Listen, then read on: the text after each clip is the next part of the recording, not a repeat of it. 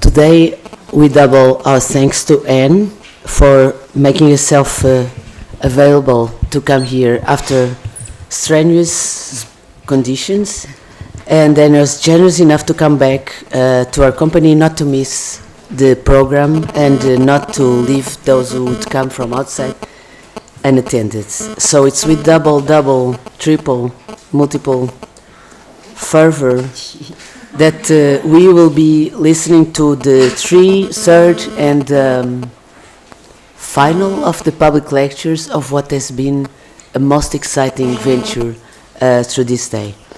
I ask for your ability to do quick questions after Anne's paper is finished and go straight to the point, because we'll be shortening the session a little bit. Maybe. Okay, thank you, Anne. You'll get water. So, no more talk from Cristiana and Margarida. For those of you who haven't come, very quickly, this is a sponsored joint program by ERC Memoir and ERC Color of Labor that joined efforts to create a synergy able to make something fantastic out of Anne's visit. Thank you, Anne, once again for being here. Thank you. Thank you all for coming again, and I'm sorry to all of you about this morning. I hope we'll be able to make it up tomorrow the way we got to make up on Wednesday what we did not get to do on Tuesday. But I wanted to just tell you what this paper is about. I think it's the one most closely related to your project. And I'm really excited to hear from you about the ways in which it converges and doesn't with what you've been thinking about. I was invited about a year ago to do the epilogue to a project that's been going on. It's an ERC project for 5 years on something called, sort of after my work, the Carceral Archipelago, Transnational Circulations in Global Perspective, 1415 to 1960 at the University of Leicester, headed by Leicester, headed by Professor Claire Anderson, and the book is coming out, I think, this year. And it's a project, as I said, funded by the ERC under her direction, analyzing the relationship and circulation between and across convict transport, penal colonies, and labor, migration, coercion, and confinement. I mean, it just sounds really, really very much. Its geographic scope is wide. It incorporates all the global powers engaged in transport: Europe, Russia, Latin America, China, Japan. And its chronology stretches from Portugal's first use of convicts in North Africa in 1415 to the dissolution of Stalin's gulags in 1960. So what I was asked to do was read all their final pieces and, of course, come up with something, you know, other than it and more than it. And this is what this paper has tried to do. And it was a very exciting venture for me because, as you know, this is not exactly the work that I do. If slavery is the U.S. original sin, as historians now argue, 1865, when the 13th Amendment was passed, was supposed to be a redeeming moment. The 13th Amendment, as some of you know, was hailed as the end of slavery, but it was not the end of involuntary servitude.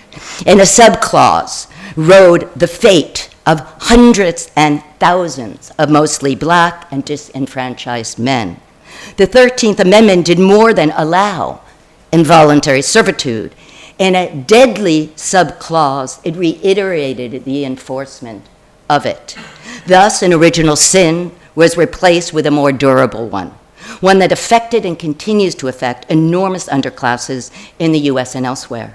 Here I focus both on the global and US contours of penal labor, convict labor, the exception written into the 13th Amendment that sanctioned involuntary servitude as the punishment for a crime, I quote, within the United States or any place subject to its jurisdiction, unquote. The fact that the crime was often simply to be poor and black was not part of the Constitution, but etched into the families and flesh of those subject to it. It is this clause and its consequences that I would like to begin to look at today, a form of labor that tends to slip to the edges of our historical and contemporary radar, one that is neither outright slavery, indentured, or wage labor proper, but combines elements of the former too and replaces the latter. I'm thinking here of convict labor, penal labor, and transport, the term used for the displacement of convicted criminals to a distant place. Really sorry Miguel can't be here since this is so much what his work's about, but he is with my partner now in the hospital, so that's why he's not. I take this form of nearly invisible labor, one that joins the carceral and the coerced and commodified, and thrives on the precarity of those rendered subpopulations throughout the world. In the US and its territories, unquote unquote, it has been foundational to the durable qualities of racial inequalities, and this belongs at the center of a racial history of the present. This is not to suggest that racial history of incarceration is not being written, but rather that the nature of the productive labor and profits accrued from it is a story that demands to be placed at the center of the US military and industrial history and to be retold.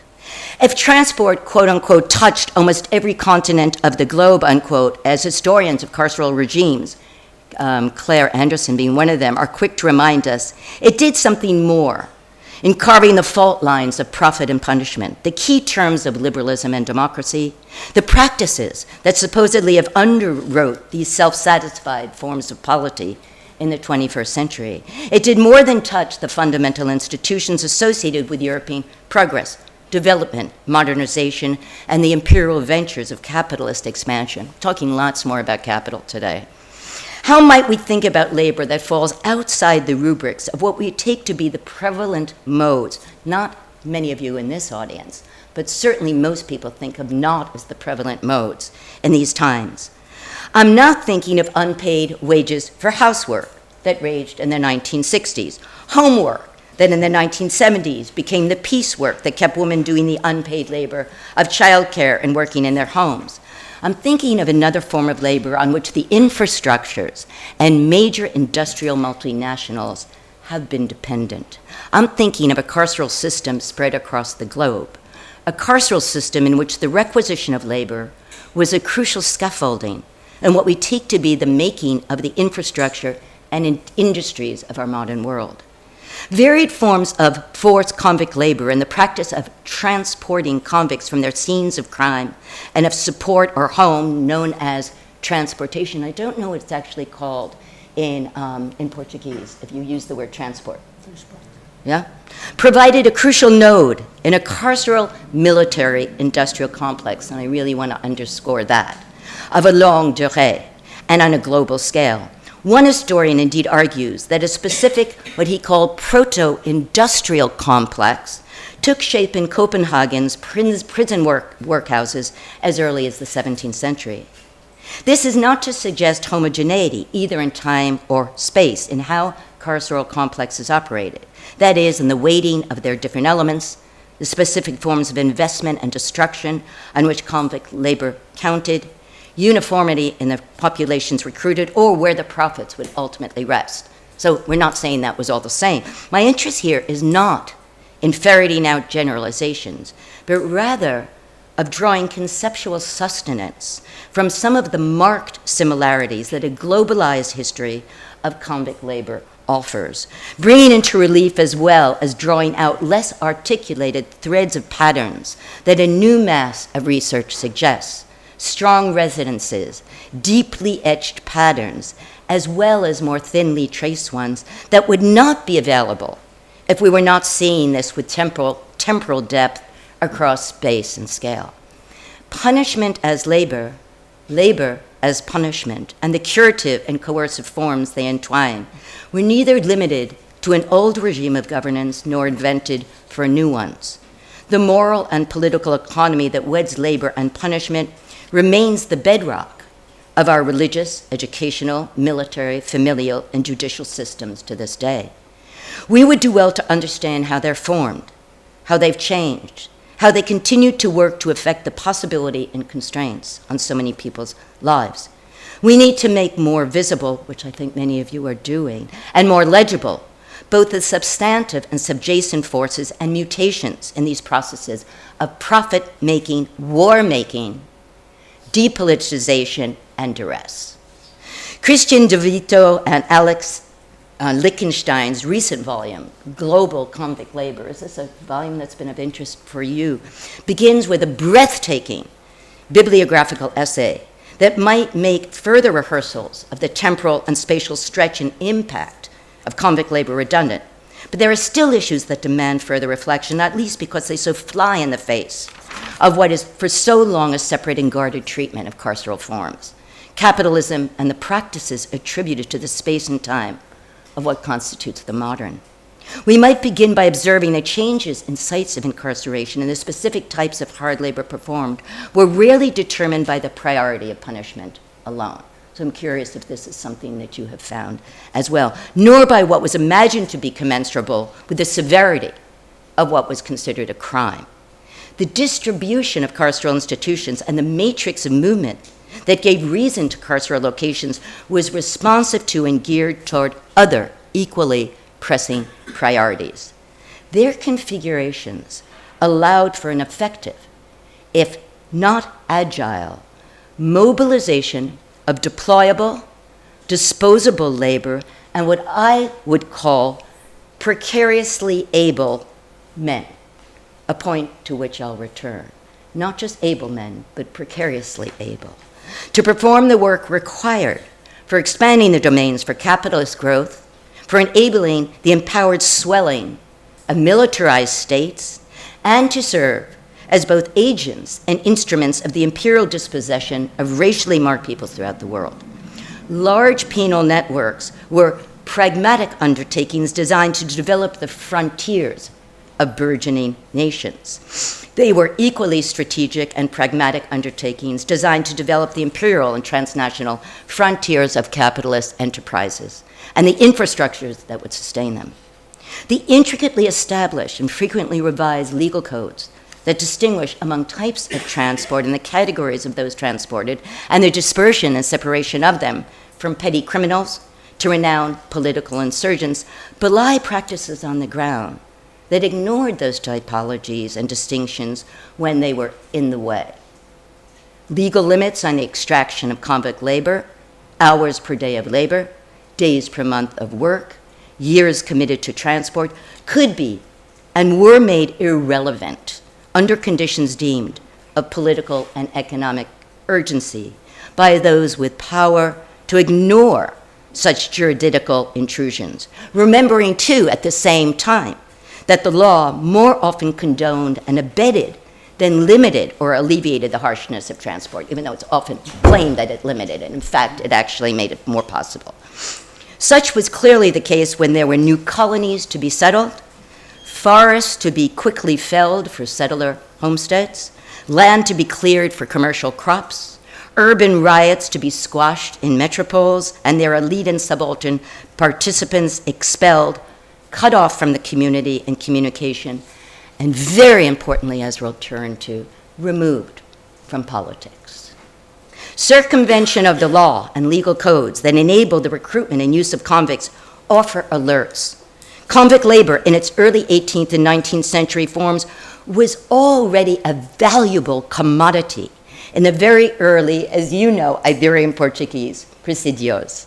Such labor that was to become increasingly racialized under extensive leasing of convict laborers, many of whom were freed former slaves to build the railways, dig the dams, harvest Floridas, and I had never heard of these turpentine forests, and mine the quarries for private industry and public works in the US in the 19th and 20th century. The proper use of convict labor, not as collateral for profit-making, was a contested issue in the US for decades, vigorously debated in 1913. Vagrancy laws and legalized peonage in that period, coupled with fenced enclosures of black workers in lumber camps, where debt and gambling were encouraged and no visitors were allowed, makes it really difficult, I think, to distinguish such conditions from the forced labor of prison camps. Students of forestry history, such as Gerald Softner, already encouraged attention in 1980 to the manufacturing of convicts to provide cheap, coerced labor in Florida's forests, practices that remained through the 1950s. The production of the precarious poor. Let me put this boldly. The availability of unfree convict labor was not a minor supplement to the making of imperial formations and capitalism's expansions, but key elements in their mutual sustenance and growth. But none of this was possible, I would argue, without a prior groomed landscape of inequality and the production of a precarious, unprotected poor on whose ready displacement and dislocation large infrastructural projects would depend.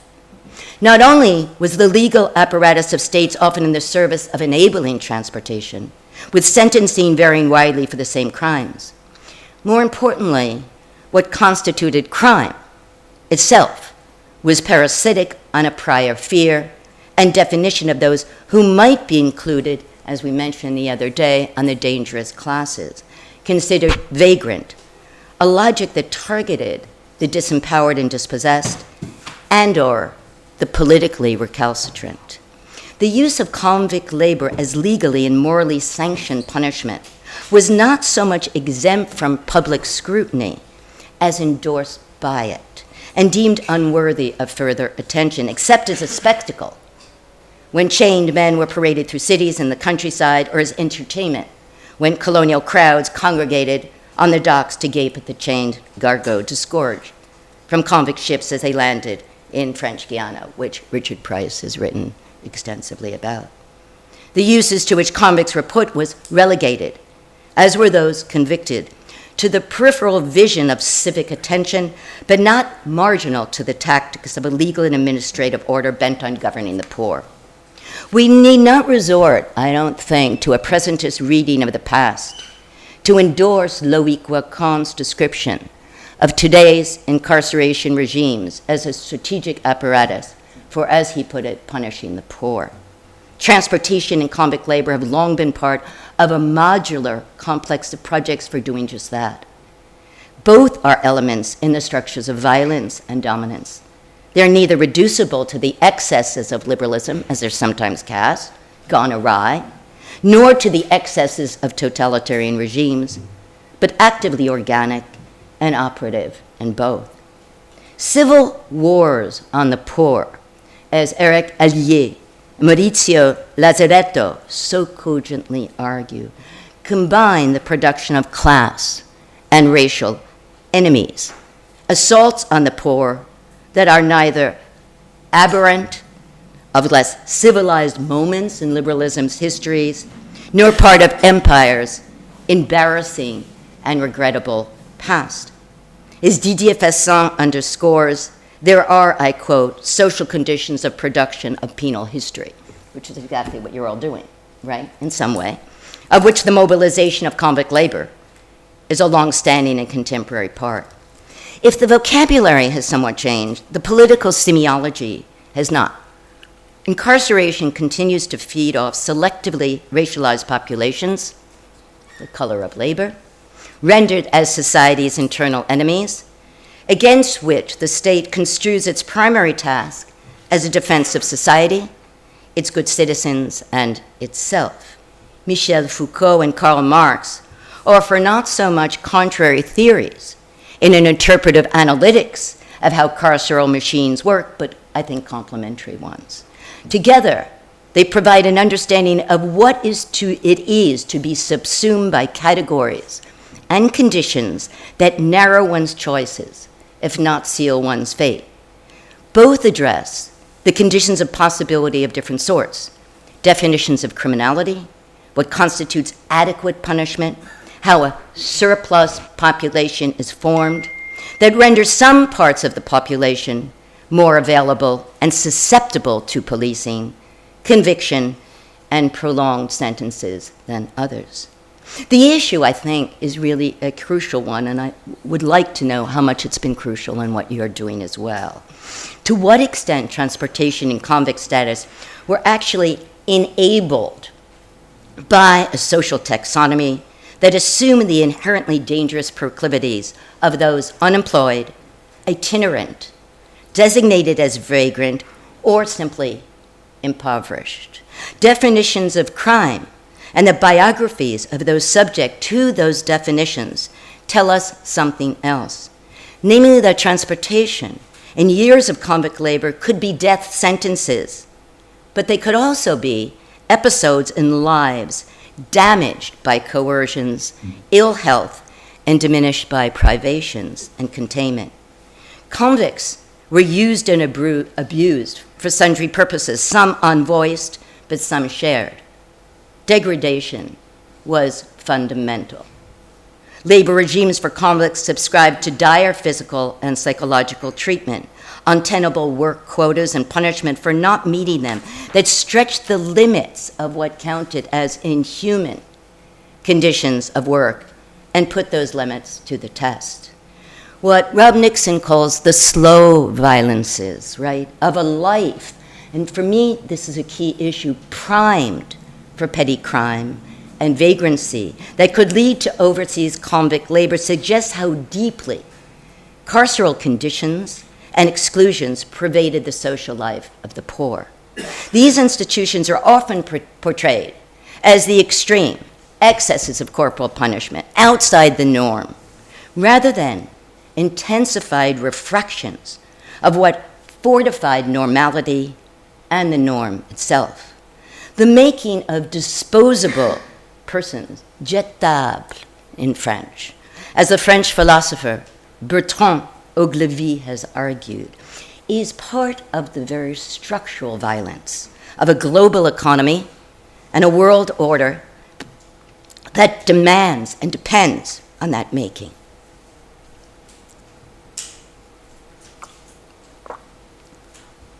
Convict labor is often thought of as comprised of those who are superfluous and a danger to the smooth order of civil society, when one need not be an avid reader or devotee of Karl Marx to appreciate the extent to which, I quote, a situation of exclusion leads by its very nature to violence, as Etienne Valimar, among others, has argued.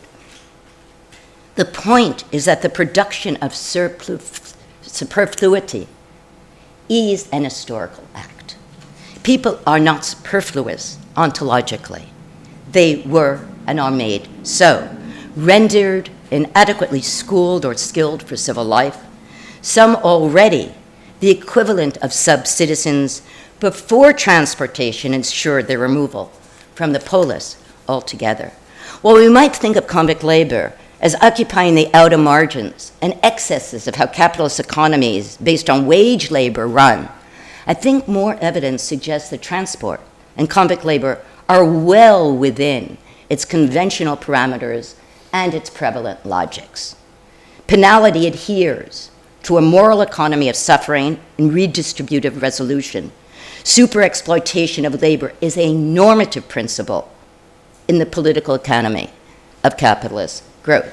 The carceral machine feeds off the production of the poor, and it depends on both. Foucault was undoubtedly right that punishment was not intended to stop infractions, but rather, quote, to distinguish them, to distribute them, and to use them. The phrase is a favored one among those of us who attend so carefully to his words. But in the case of penal colonies and transportation, two issues he chose not to address, it is quite clear that use was a first-order priority. Distinctions were elaborated, collapsed, or reformulated to serve specific projects and ends. Within the normative narrative of punishment, one could easily imagine transportation to be a response to a crime, but one could turn the issue around and ask whether punishment was not necessarily a response to a past action, but the anticipation of a future potential one instead. It's an argument I've made for some time with respect to imperial regimes of security, where punishment anticipated, this was this future conditional tense we've been talking about, where punishment anticipated who might be, who had an inclination to be, who was in the category of those already imagined to be criminals by nature and in the making, and to which the counter-violence of the state was posed as a reasonable and reasoned response. In Foucault's historical schemata, punishment of crime was superseded in the 19th and 20th centuries by punishment of a criminal. For Foucault, that's a really very important distinction. A person imagined to bear features, inclinations, dispositions of what was only nascently visible or information, and from which society must be on the qui-vive, on the alert, and defend itself. It's noteworthy that the term that serves as the title for and frames Foucault's 1976 Collège de France lectures, Society Must Be Defended, devoted to the war of races and racism as foundational to biopolitical states, is anchored in this conceptual theme of the dangerous individual, who in the 19th and 20th century became, as Foucault put it, the principal target of punitive intervention. Let's review for a moment the conditions that need to be met and the sorts of demands that converge in the production and disposability of convict labor. One, availability of a population rendered superfluous by the partially disabled states that their conditions of impoverished and precarious existence confer.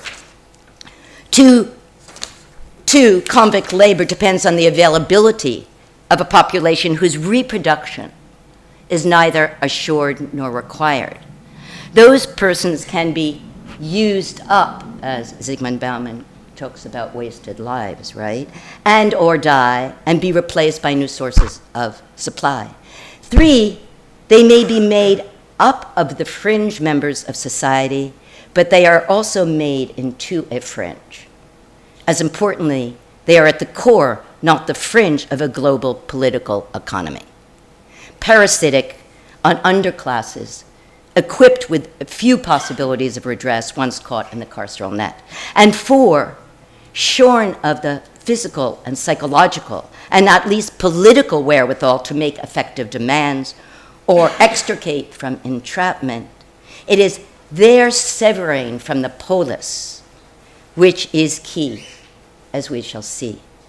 That convict labor demands may depend on those rendered as fringe members of society, but central to the moral and political economy of carceral regimes is a point that Timothy Coates' thoughtful examination of convict labor in the rise of global capital and Portugal's strategic role makes in several ways. I don't know if his work has been relevant to some of you.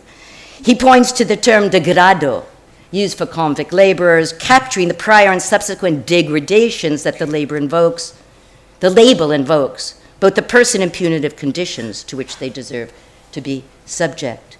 The overriding caveat should be clear, not to flatten out the multiple tangible and intangible instruments of coercion and violence that convict transport and penal colonies embrace. Nevertheless, it is difficult not to see the carceral archipelago of empire that I talked about yesterday as representing, as Lisa Lowe has insisted, degrees of unfreedom, mirrored in other labor regimes dependent on isolation, violence, and containment.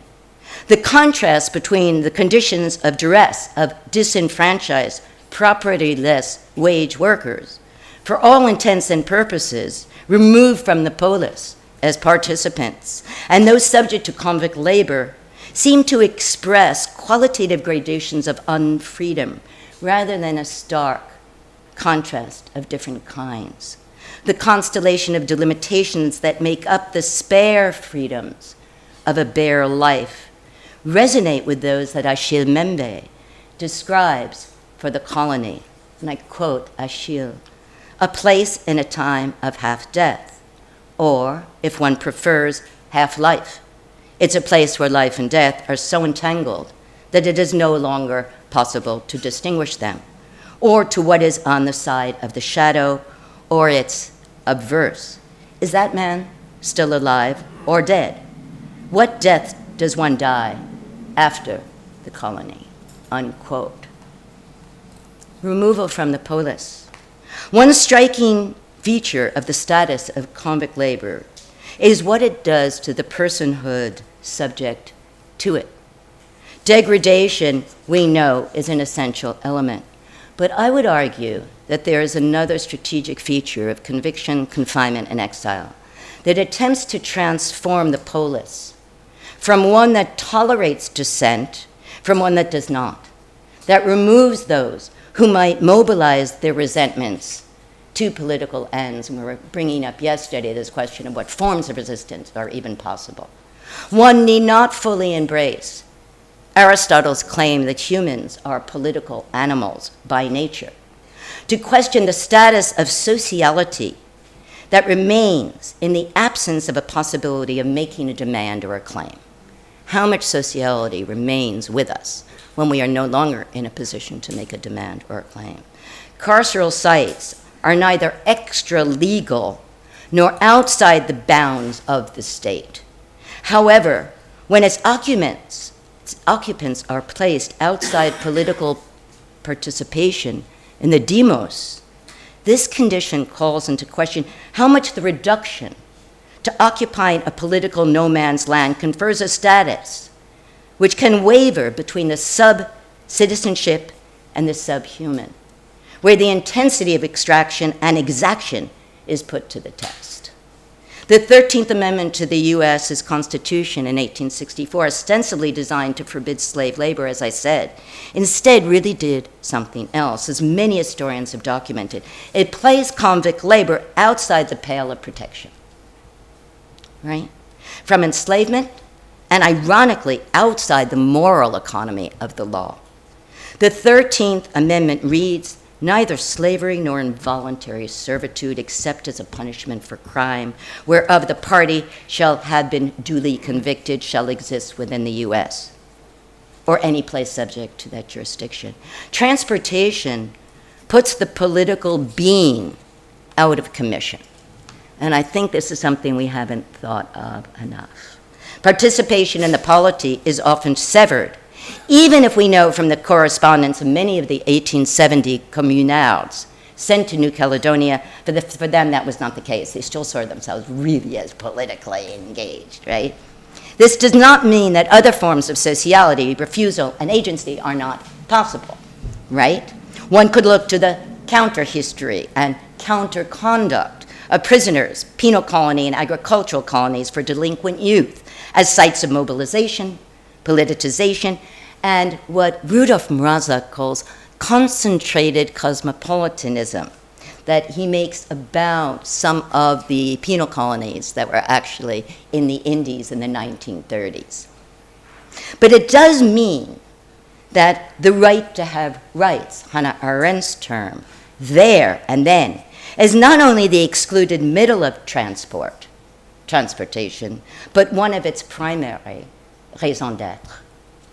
In defining extreme violence, Balibar points to two modalities of the destruction of the capacity to act. And that is kind of what we're after in some ways, what destroys one's capacity to have agency and to act. One which reduces the person to, I quote, the status of things that can be eliminated or instrumentalized at will in a world of commodities, unquote. But I would argue that the most significant aim is what Balibar in turn calls the destruction of the conditions of possibility of politics. The destruction of the conditions of the possibility of politics. In the case of convicts in penal colonies, destruction takes another form. Removal from the conditions of possibility of participation altogether. You know, in voting rights, it's just right, and I don't know what the case is in terms of Portugal. Balibar is concerned with the capacity to act on one's own behalf. Transportation does not freeze out the possibility of such assertion, but it makes the stakes of retort, of claim, of non-acquiescence very, very high. Subjection to more intensified violence, increased degradation, torture in many cases, and or death. Disposabilities. Convict labor in the 17th century Atlantic is in some ways a cautionary tale against too readily writing history off the legal documents that were to distinguish among labor regulations, if not labor regimes. It too adds to the cumulative weight of this work that people are doing as a whole, which calls into question again whether the global political and moral economy in which convict labor was enmeshed represents not the extremes, as it's really been cast, of labor exploitation, but rather an intensity of unfreedom along a continuum in which convict labor was surprisingly difficult to distinguish. Indeed, some forms of convict labor in the 17th century Atlantic could be described as positively benign when compared to metropolitan alternatives for punishing prisoners.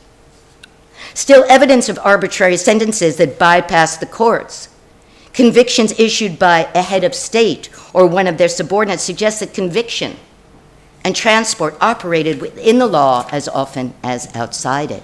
And even within the law, few rules applied.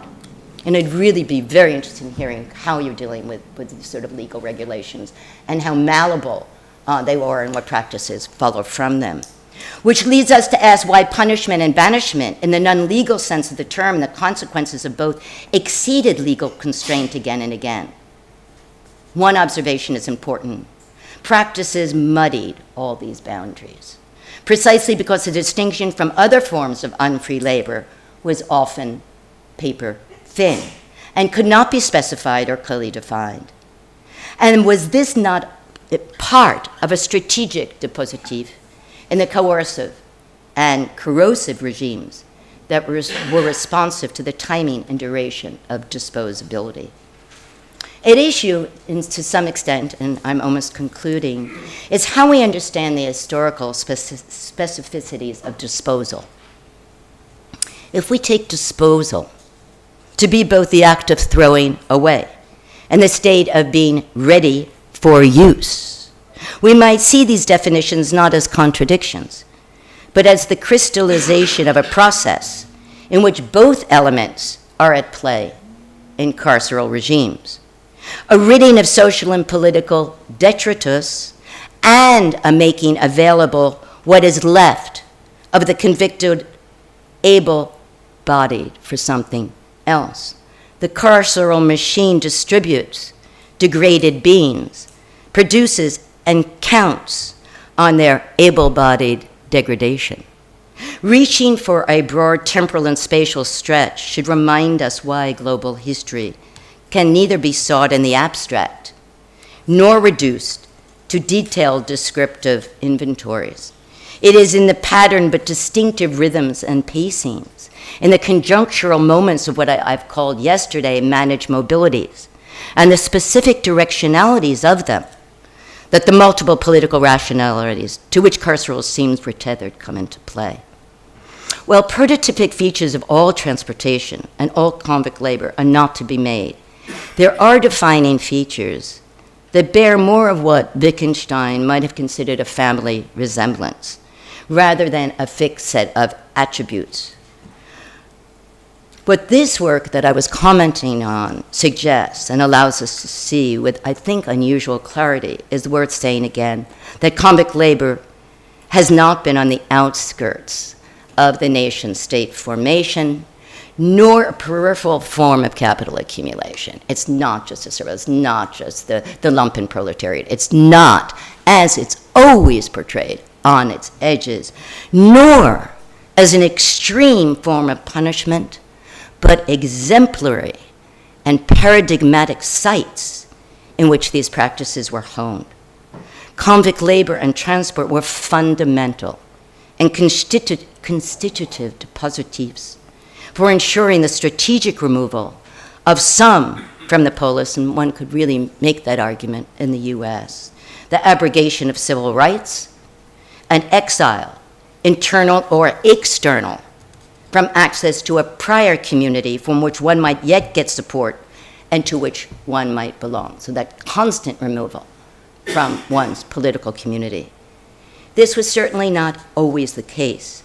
However, it may be worth pushing this point to understand yet another feature, namely, how much transport and convict labor were active processes of ruination that produced diminished wherewithal, that depended on psychological and physical duress, whose toll would be further disabling exposure to more violence for not being able enough. And there's just so much commentary on that, of not being able enough. Predation of others, a weakened bare state, and death. But the lessons we might glean, I think, are broader still. If we ever imagined a linear story of marginity that's moved, and I'm sure that your work is underscoring this as well, that's moved from coerced to free labor, the varied forms in which transport has been called upon to place convicts where they are most needed and when, and that's really important, that they are placed where they're needed and when, disrupts that narrative. Slavery and indentured labor follow transportation and convict labor, not the other way around. The commitment to punishment, the rise of capitalism, the technologies of warfare, rested on development of a vast infrastructure that invested heavily in the joint venture of securing sites of confinement and enabling the strategic movement of convicts at the same time. The clearing of forests and jungles, the making of roads and railways, logging, mining, and other work tasks depended on able, partially able, and disposable bodies, where they were needed, and for however long. The conventional notion that capitalist expansion was forged in the backs of wage labor long has been undermined by historians who have argued that slavery and racism were at its emergent core. Another revision is in order, one that runs against the grain of claims that early liberalism and later democracies are forged on increasing freedom. Coerced, punitive convict labor has played a major and sustained role in building the infrastructure of what we take to be the hallmarks of what is modern, the dockyards of Bermuda and Gibraltar and the port city of Singapore. Convicts built major sections of the Trans-Siberian Railway that would transport later generations of convicts to mine gold to the furthest northern Arctic regions of the Soviet Union in the 1930s. And turning to a longer durée from an earlier moment, a key feature is that convicts were not only, as you know, at the forefront of Portuguese expansion into North Africa in the 15th century, convicts provided emergency manpower for military service and settler empire. Penal colonies and work camps were not haphazardly placed in far-off islands. I think that's a really important point, where they were placed, or in isolated locations from convicts' places of conviction. The carceral archipelago of empire, we're still waiting for that map to be drawn, as Nuno and I were discussing just yesterday, was a strategic mapping of resource extraction, right? Plantation investment, as you've made very clear in your work, and colonial settlement. This was the case across a range of locations, including Australia, Hokkaido, the Bay of Bengal, the Russian Far East. In the US, Georgia's Bellwood Quarry was not an exception.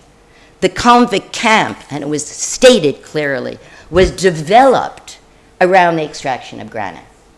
So the convict camp itself followed that resource extraction. If one ever imagined that marginity heralded the end of torture, degradation, and debasement, the convict complex does more than contravene the fiction of that tale. We now know not only that commodified free wage labor was only one form of commodified labor control. As importantly, we find ever more evidence that vacillating unfreedoms, intensified, redistributed, in motion, frozen, reinforced, there wasn't anything linear about it, are the currents of capitalism and the cross currents of empire, stilled, arrested, and in motion, fundamental features of the marginity, not the exception. But perhaps the most chilling feature of this profusion of work on the imbricated histories of the carceral machine and capitalist innovation is the timing.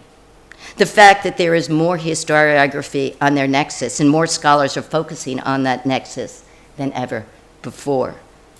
Is it our present that befits this urgency, that compels this work, that accounts for why in so many different places there are these huge multi-year projects going on around these issues, for why this is a crucial history of the present and why it obsesses us now. The answer may be too obvious.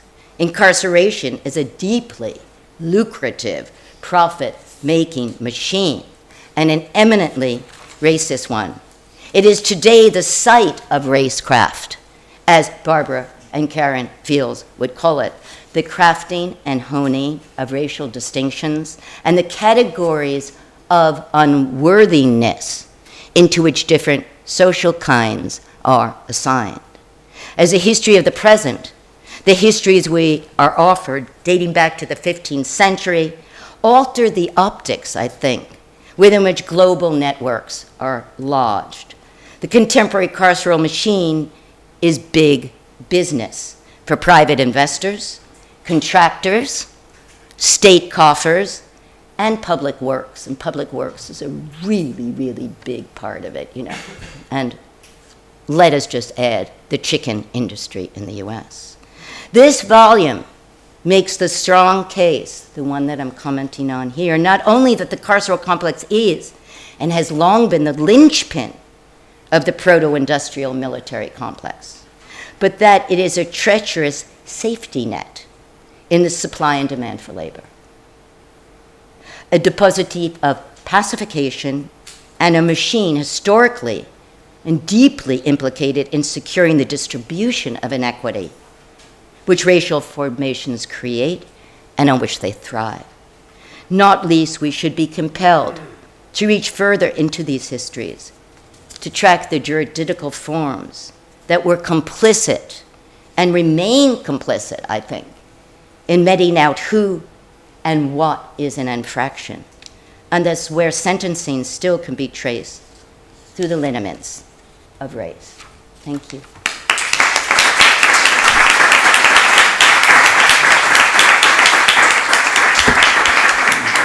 So I'd obviously be fascinated to know how this dovetails and doesn't, or does it absolutely repeat everything that you've been arguing for the last 3 years in every way, or does it add, subtract, or contradict some of the things that you all have found? Adds, and multiplies. Right. Nick? Okay, so, yeah, thanks for the paper. Yeah, I don't know if it's a comment or a question, but let's go for it. So the presentation sort of brought to mind for me, let's say, possible critiques by post-colonial thinkers of both Marx and Foucault. And it's sort of like the genealogy that you present is very Western-centric, right? The ERC project that you mentioned, starting in 1450, bakes in sort of like a connection to European colonialism, imperialism, expansion, whatever you want to say about it. And it's like, the analysis I think is totally right. But my question is like, I'd be curious to know, like, in that project, what they made of, like, in cases like, let's say, China or Japan, I don't know about other places, but that had, like, existing, like, forced labor systems that were based on penal conflicts. Like, for example, like, Walter Scheidel at Stanford has shown quite clearly that early China, ancient China had, like, mainly had state, like, public enforced penal colonies. Yeah. So I guess I'm wondering, like, I wish I was, Nick, in a position to be able to defend their project, but I'm really not. I was called in after 5 years of the project was done and was asked to read the papers, not to look at all the work that they'd done, not to look at how they made their choices. I mean, it's interesting for all of us to do a critique of their project, but I can't be the one to speak to their project. There's no way I can do that. This was something that what I was really interested in is the linearity of how we've understood capitalist accumulation itself. And that so much of the notion of my early work on the big plantations of Uniroyal and Goodyear was that indenture was replaced with wage labor. It was more efficient. Not that they were simultaneous, not that it followed it, not that coerced labor of all kinds came after it, not that penal colonies actually were resuscitated. So that story is so ingrained in a Marxist genealogy, so ingrained that it's the ultimate is this move towards wage labor, but also in terms of public works, in terms of state projects, just how crucial this labor force has remained to state projects, from highways to quarries to you name it, to bridges and to imperial ones. That's the part that really fascinated me and for how long it went on. This is not to shut you down. It's that I literally can't speak to what their choices were and what was the, what came out of it. So maybe you could ask it another way that we could all sort of comment on. You think it was really ethnocentric in the way they set out the project. Well, possibly. Yeah. It's like the assumption Which is that- interesting. It's the assumption that we can reduce, like, let's say, the growing use of forced labor Right. to, like, the process of, like, colonialism. And I hear this might, like, let's say, occlude, like, let's say, various formations in other contexts. Right. Like, for example, you mentioned Hokkaido. Yeah. And, like, I imagine that, like, let's say you have the process, of course, of, like, globalization of Western law. Right. In the 19th century in Japan. But, like, the question could be, Very like, interesting. if there's transmutations of, Absolutely. like, Japanese forced labor. Yeah, yeah. Yeah, Is anybody here working on Japan? probably not. And any of you? No? Marginally, Nick and I. Yeah, marginally, yeah. Well, for us, it's interesting because Yeah. we want to know like what's going on with indentured labor is coming from Japan to Hawaii. So like this is Right. We're not. I won't say that we're experts on this, but it's something that I've been wondering. Yeah. Yeah. Like the extent to which let's say the institution in this context isn't like let's say it's dealing with a number of epistemologies, right? But couldn't that still be seen as part of what we were talking about yesterday as a world capitalist system in which it's being... This most certainly. Yeah. This Yeah. case most certainly. Yeah. I don't Right. Okay, let's move to Yeah. Filipa. Well, thank you very much for another wonderful lecture, and I'm sorry that this will not go on and on for another few weeks. I have 4 more I can give you. Why would we do that? Well, of course, what you said today remind me of 2 women. Angela Davis, of course, she has been writing on for many years, and she still goes on in the way in which she relates the past to the present. Yes. And of course, also the documentary called 13 by Abrogation from 2 years ago. That was widely available on Netflix, so in a way made these discussions move away from academia. And Absolutely. Yeah. widespread. So in a way, how do you relate to their work? And do you think that they were important? That in the US was there a dialogue between what was being done in academia and what was being Yeah. done? I'm not sure that I can relate directly to their work, but I certainly can relate to a much more vivid and capacious discussion that is not confined to the academy about what this incarcerating state is producing in terms of what what Kant would call race as a civic felony in the U.S. He literally said that, I mean, his work has been for a few decades on incarceration, but on its movement, the range of people that it is holding within its form. I've been teaching in a maximum security prison for the last few years, and we'll be teaching again in the spring. And probably just the most striking part about the U.S. incarcerated system is that once you're in it, there is no escape. It doesn't matter if you get out. There's no escape, you can't get a job. You are literally, you can't do anything. You are literally outside of the polis. And what are the terms in which you can act otherwise is really, really unclear. It was the most dramatic thing I've ever done is teaching a course. You'll appreciate what I taught on. I taught on empire. I called it Global Inequalities and the Politics of Empire. And these men, not all young men at all, a lot of them from the Caribbean and Latin America, they got it better than anyone. They understood George Orwell better than anything. They got Albert Camus better than anyone. They understood McTausick's work on the culture of terror exquisitely. The conceptual work of this is something that they're doing all of the time. But when they get out of that classroom with me, they're back again, and they don't have a chance. They can get the BA. You can get a BA with a new barred prison program, but you can't get a job. And they're not allowed to communicate with me. And they're not ever allowed to email me. And if I see them in the hallway, I have to call them inmate rather than the name of the person. I refuse to do so.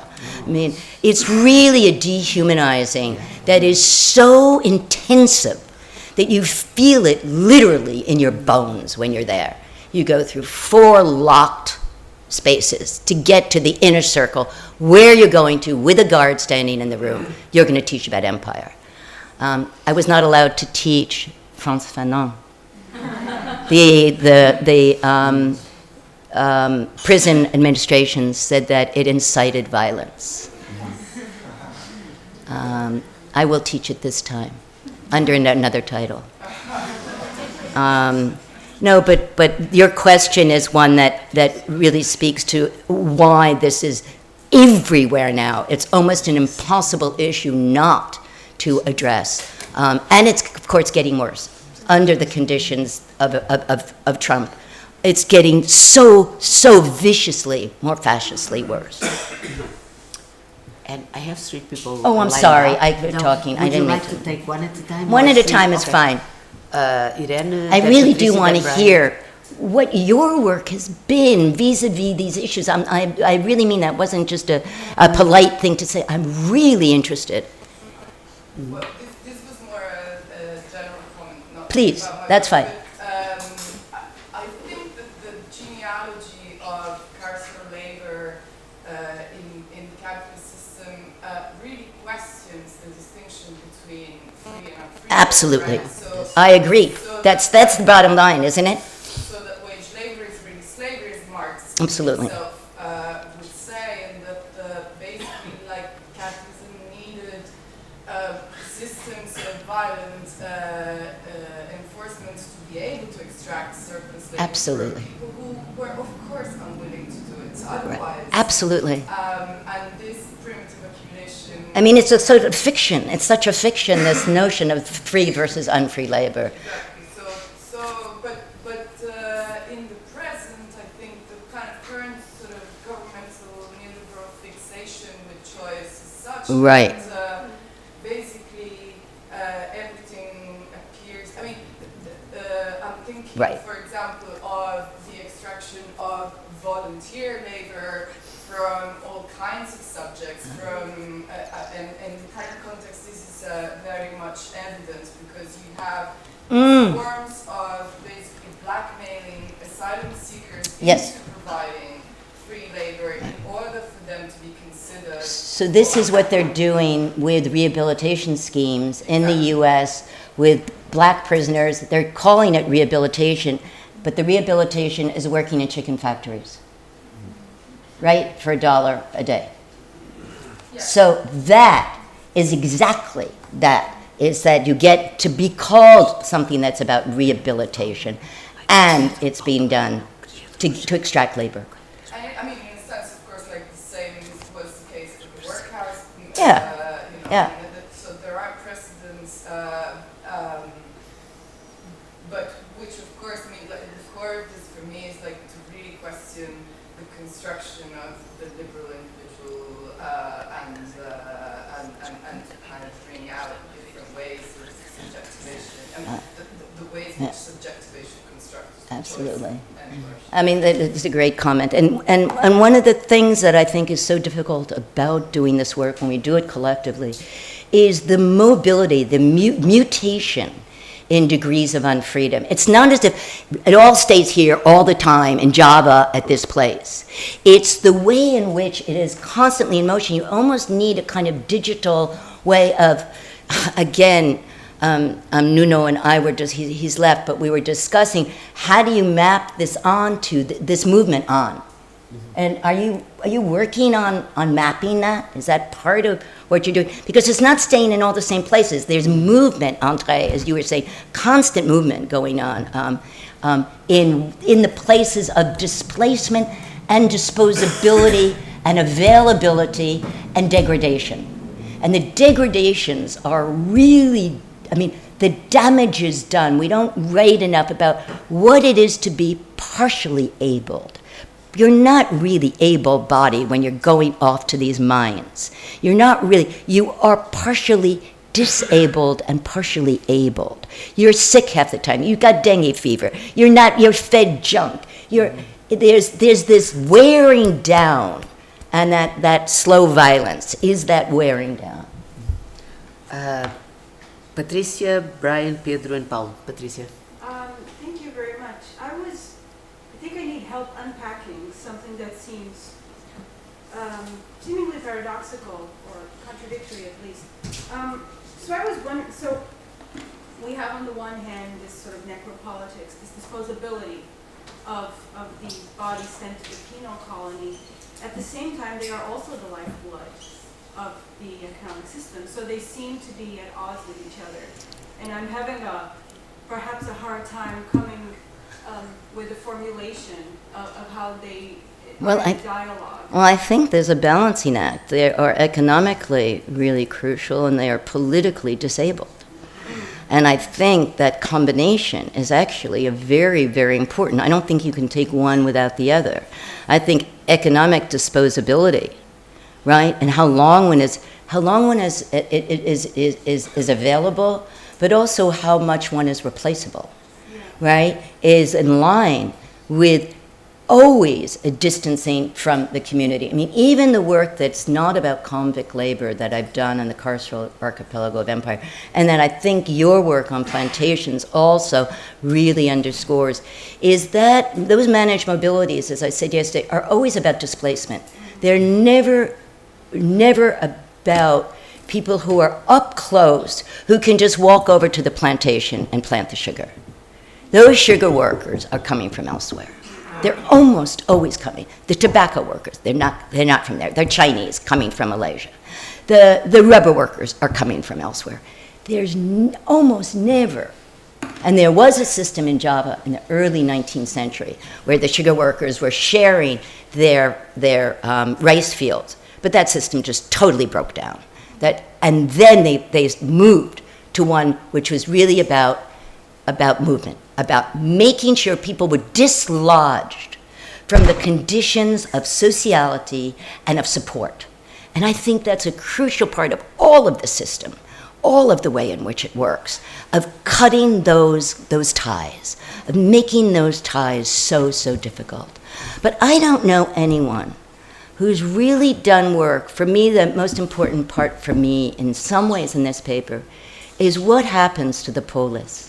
What happens to that the political world in which we live? What does it mean to remove certain people from it, but also remove those who are attached to them from it? Right? How much does it constrain those families as well, and where they're going to go and how they're going to imagine themselves as part of that democratic? How do you imagine yourself as part of the demos?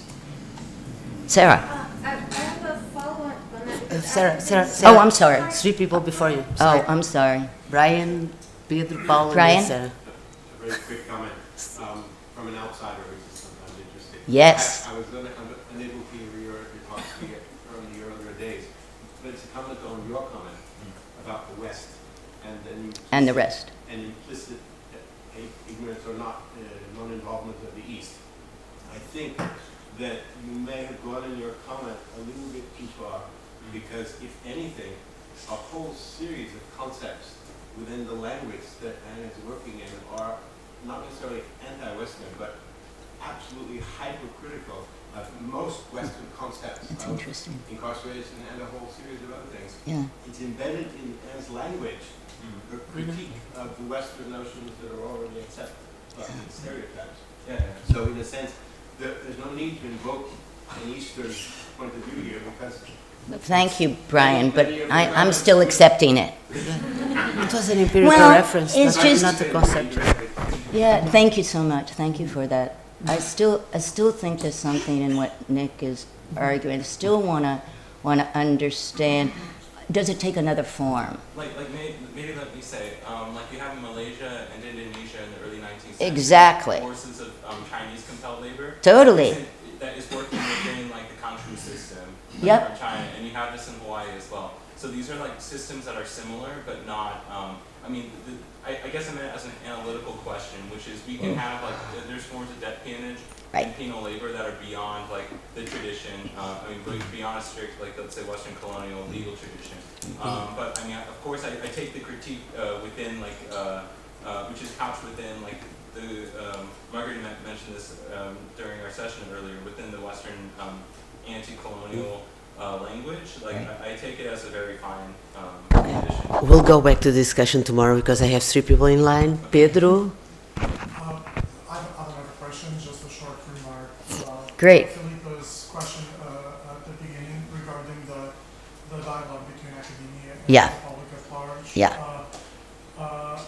Abbott was working in close proximity with Michelle Alexander, who's Oh, is that right? With Michelle Alexander? the author of Right. The New Jim Crow. Right. And she's also a former faculty member at my university. She's a legal scholar now at Ohio State. Ah. Ohio State. Wonderful. And when 13th was screened for the first time at my university, she was one of the interlocutors. Yeah. Okay. Paulo? Thank you. Thanks, Pedro. Yeah, Paul. and thank you very much. As I mentioned yesterday, it's wonderful to be able to see how you are lining up your thought at the different stages. Yeah. Glad we have with some of the points that you are making. I was reminded, and I will try to be very brief, of the work that Christina Sharp is doing now Yeah. in her book, In the Wake, in which Right. In the wake. out basically the construction of the black ontology. Absolutely. and ontology Yeah. and, So, yeah.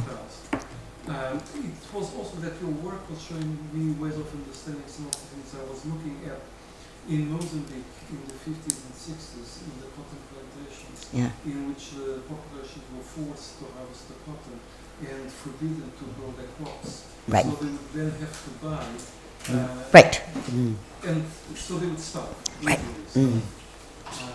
Which I thought there are some extreme examples there. Absolutely. The ones that escaped were going to the mines in South Africa, Yeah.